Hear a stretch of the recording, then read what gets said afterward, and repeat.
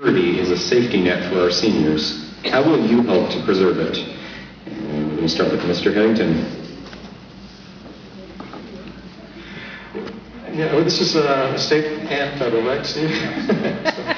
Well, you know, it's funny because when you prepare for these things and you prepare for some state/federal issues like immigration and other things, so I understand Social Security. I know it's a big issue, but I'm going to let Lee and Congressman McKeon tell us how they're going to figure that out. I'm going to focus on some issues like creating jobs, like improving public education, protecting public safety, maybe even stabilize the budget if we can do that. So those are my big 3 or 4, but I know it's a big issue and it's something that hopefully I'd work collaboratively on with our federal representation.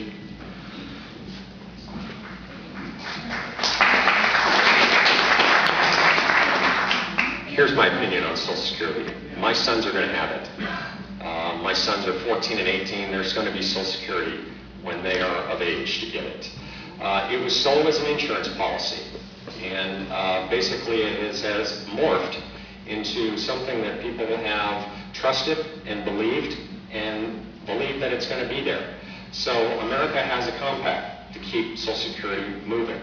Now, it doesn't mean that we can't help Social Security to remain in play for many years. We just did pension reform at the state level. And if you don't do pension reform about every 20 or 25 years, your pensions will die at some point. If people don't believe that, just look at how long people live today compared to a generation ago or 3 generations ago. I live longer than my dad did or my mother did on average. My children are going to live longer than I will. That's how you have to stay ahead of the curve.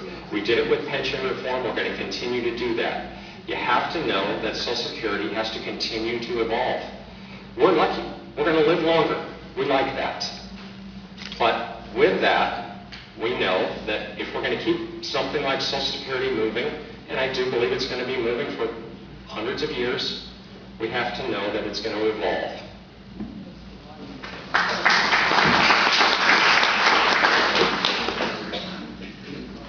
I'm going to tell you a little bit about what I've witnessed in our law firm related to Social Security benefits.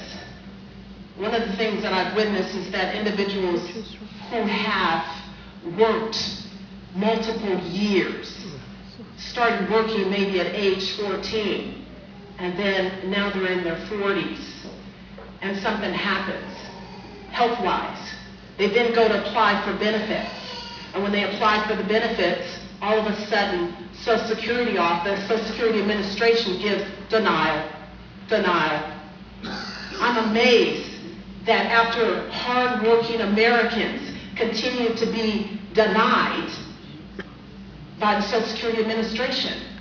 So one of the things, if I was at the federal level, maybe as a U.S. Senate, I would introduce legislation that would look at stopping the government from giving blanket denials of benefit, especially if the person has already worked. They have a work history. They paid into it, and now they can't even get out of it. We should not have to continue to beg and plead. When you go to work, that money is taken out of your employee portion of your taxes. So again, one of the things I would do is to have legislation introduced to stop the government from giving blanket denials, especially on those individuals that have been contributing members of society, not a burden to society. We have other individuals that come into our office. They haven't worked. They're trying to get a free handout. But not the Americans that have worked. We have got to stop that. We have got to stop it. The other thing that bothers me too is that the government keeps manipulating the threshold of when you can get your retirement. I first got my quarterly statement. It said that age 62, about 5 years ago, at age 62 I could receive my retirement. Now they've changed it. I can't get my Social Security benefits till 67. So again, I would introduce legislation to put a cap and stop it at age 62. We've worked hard. The government has got to stop. The federal government has got to stop playing with our money that we have worked so hard for. Thank you.